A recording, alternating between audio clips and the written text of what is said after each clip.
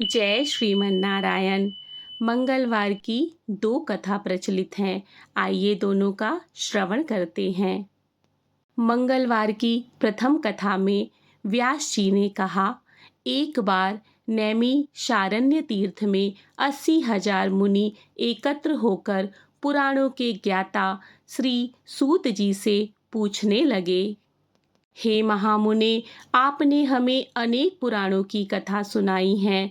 अब आप कृपा करके हमें ऐसा व्रत और कथा बताएं जिसके करने से संतान की प्राप्ति हो तथा मनुष्यों को रोग, शोक, अग्नि, सर्व दुख आदि का भय दूर हो, क्योंकि कलयुग में सभी जीवों की आयु बहुत कम है।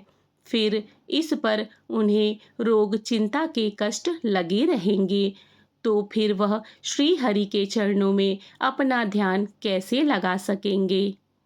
श्री सूत जी बोले, हे मुनियों, आपने लोक कल्याण के लिए बहुत ही उत्तम बात पूछी है।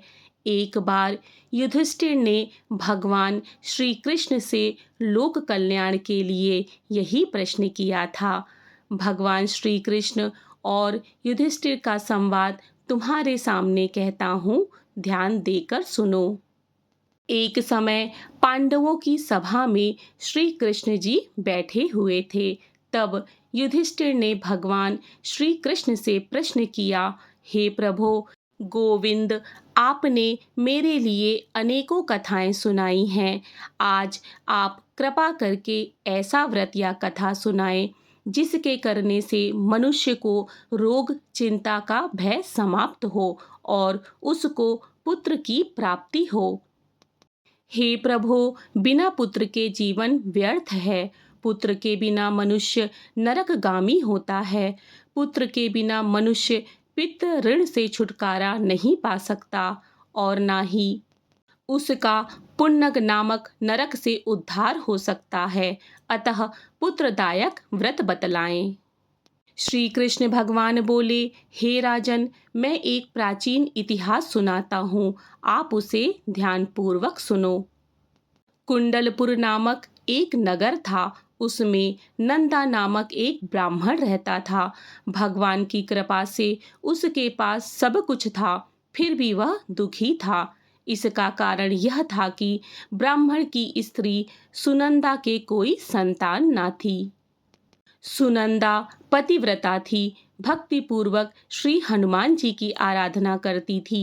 मंगलवार के दिन व्रत करके अंत में भोजन बनाकर हनुमान जी को भोग लगाने के बाद स्वयं भोजन करती थी।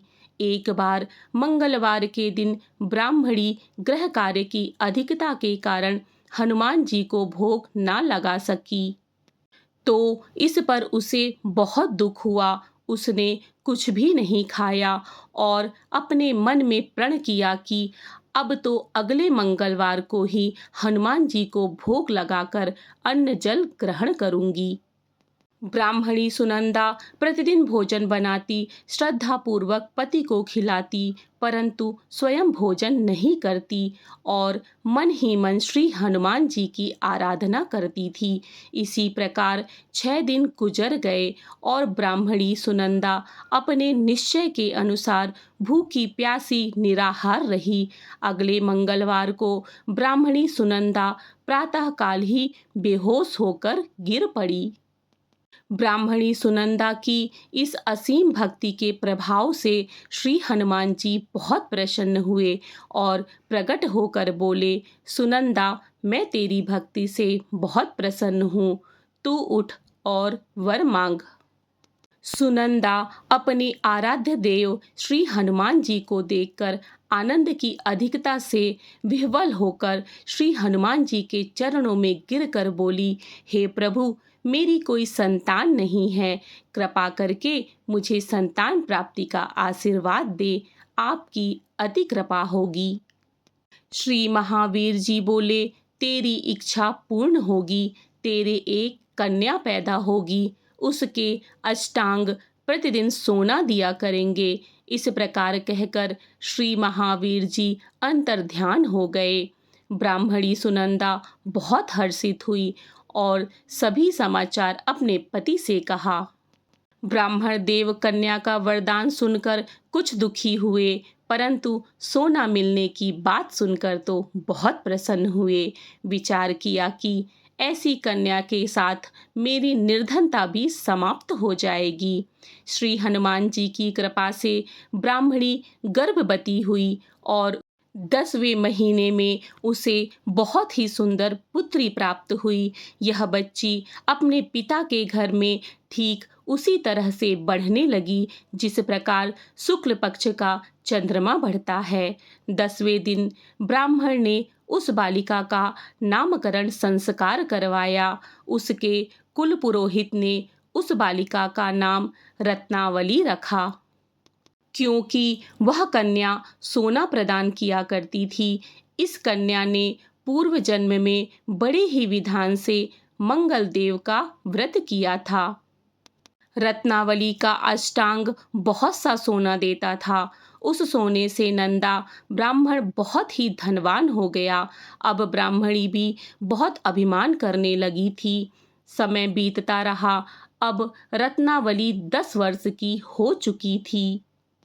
एक दिन जब नंदा ब्राह्मण प्रसन्न चित्त था, तब सुनंदा ने अपने पति से कहा, मेरी पुत्री रत्नावली विवाह के योग्य हो गई है, अतः आप कोई सुंदर तथा योग्य वर देखकर इसका विवाह कर दे।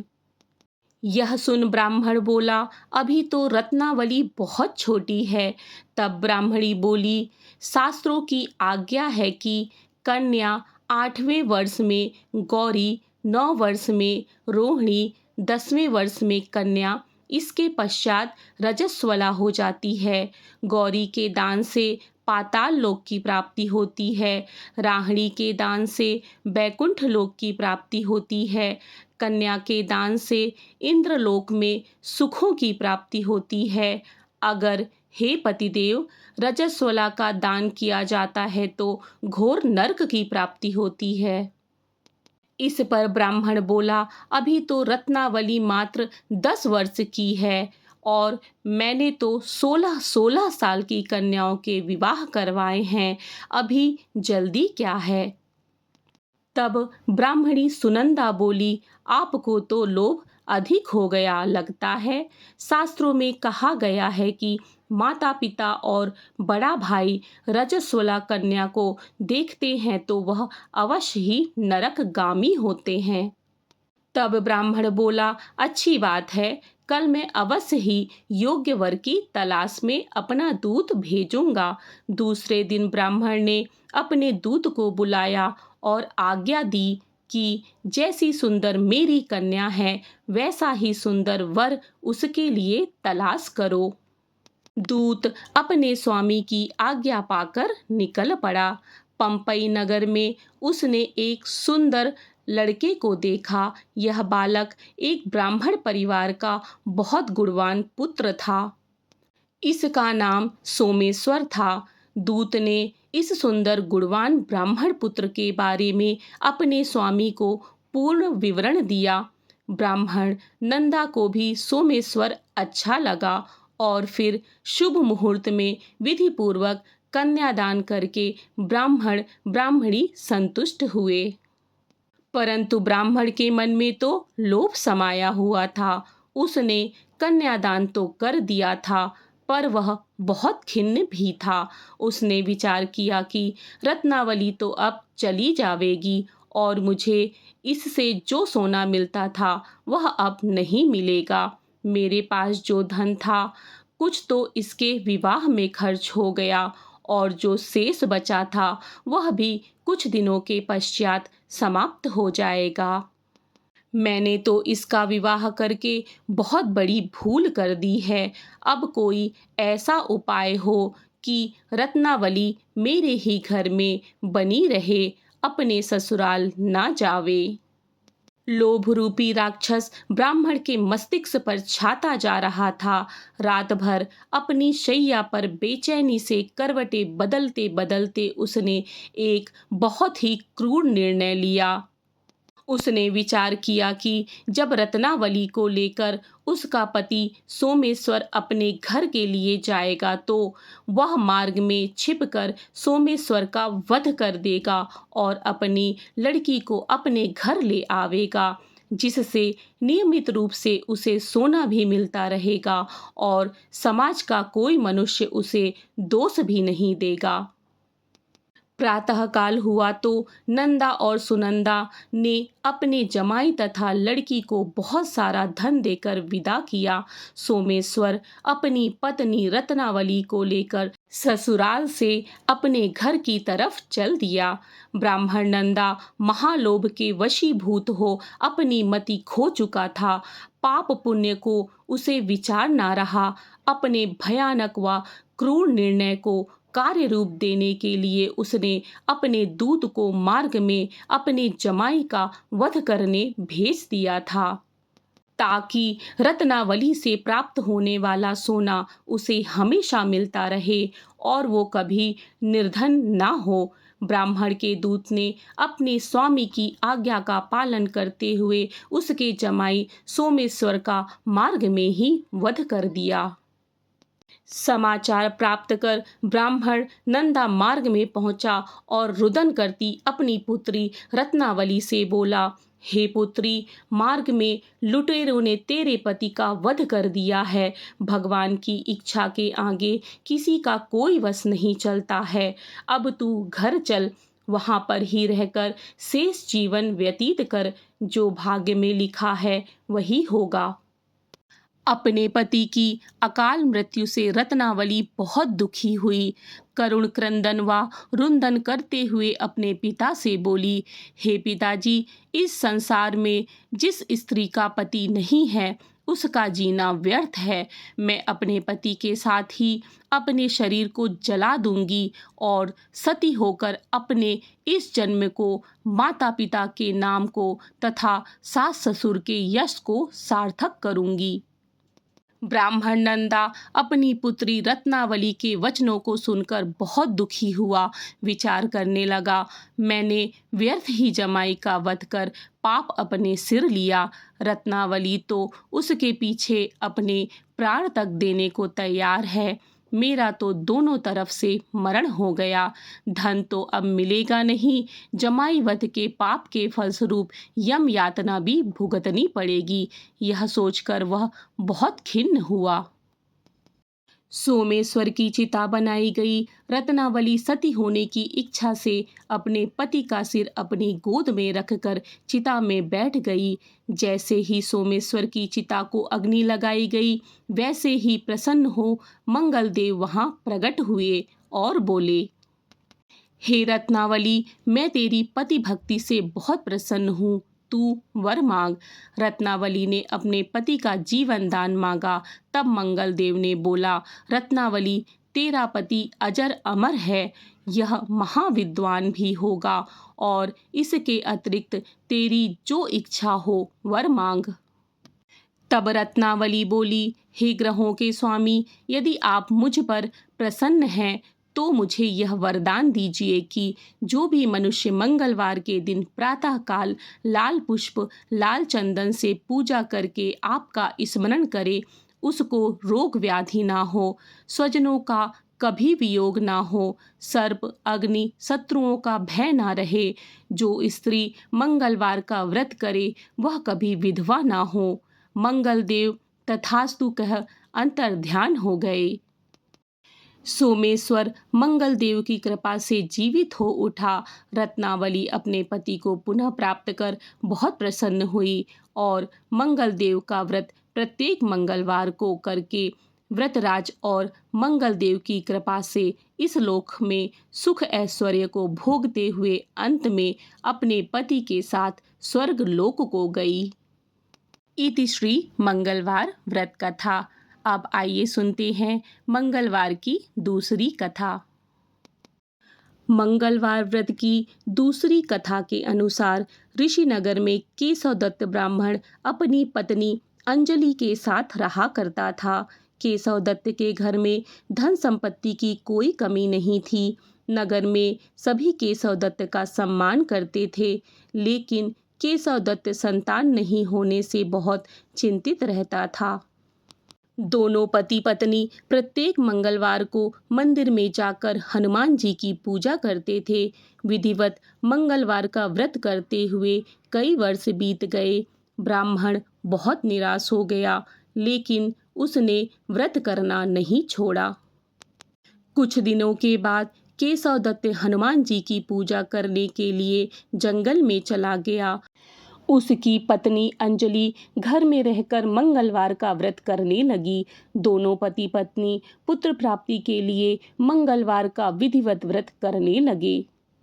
कुछ दिनों बाद अंजलि ने अगले मंगलवार को व्रत किया, लेकिन किसी कारणवश उस दिन अंजलि हनुमान जी को भोग नहीं लगा सकी और उस दिन वह सूर्यास्त के बाद भूखी ही सो गई। अगले मंगलवार को हनुमान जी को भोग लगाए बिना उसने भोजन नहीं करने का प्रण लिया।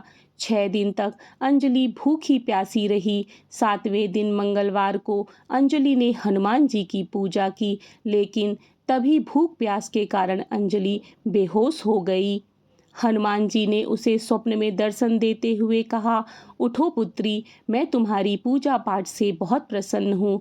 तुम्हें सुंदर और सुयोग्य पुत्र होने का वर देता हूँ। यह कहकर हनुमान जी अंतर्ध्यान हो गए।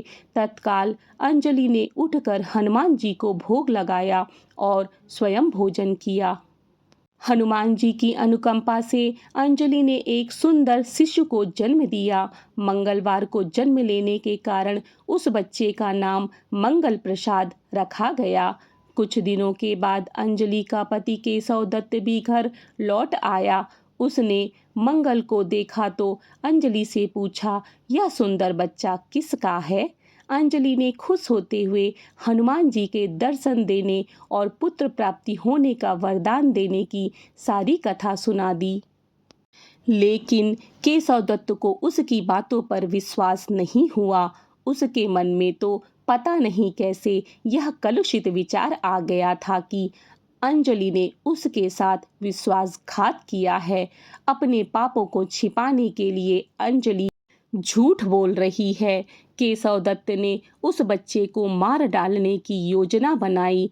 एक दिन केशव दत्त स्नान के लिए कुएं पर गया। मंगल भी उसके साथ था। केशव दत्त ने मौका देखकर मंगल को कुएं में फेंक दिया और घर आकर बहाना बना दिया कि मंगल तो कुएं पर मेरे साथ पहुंचा ही नहीं। केशव दत्त के इतने कहने के ठीक बाद मंगल दौड़ता हुआ घर लौट आया। केशव दत्त मंगल को देखकर बुरी तरह हैरान हो उठा। उसी रात हनुमान जी ने केशव दत्त को स्वप्न में दर्शन देते हुए कहा, तुम दोनों के मंगलवार के व्रत करने से प्रसन्न होकर पुत्र जन्म का वर मैंने दिया था। फिर तुम अपनी पत्नी को कुलटा क्यों समझ रहे हो? उसी समय केशव दत्त ने अंजलि को जगाकर उससे क्षमा मांगते हुए स्वप्न में हनुमान जी के दर्शन देने की सारी कहानी सुनाई। केशव दत्त ने अपने बेटे को हृदय से लगाकर बहुत प्यार किया। उस दिन के बाद सभी आनंदपूर्वक रहने लगे। मंगलवार का विधिवत व्रत करने से केशव दत्त और उसकी पत्नी के सभी कष्ट दूर हो गए। इस तरह जो स्त्री पुरुष विधिवत मंगलवार का व्रत करके व्रत कथा सुनते हैं, हनुमान जी उसके सभी कष्टों को दूर करके घर में धन संपत्ति का भंडार भर देते हैं। शरीर के सभी रक्त विकार के रोग भी नष्ट हो जाते हैं। इति श्री मंगलवार व्रत कथा। इसी तरह की पौराणिक कथा कहानियों तथा धार्मिक जानकारी के लिए मेरे चैनल को सब्सक्राइब करें। मिलते हैं अगली धार्मिक जानकारी के साथ। जय श्री कृष्ण। राधे राधे।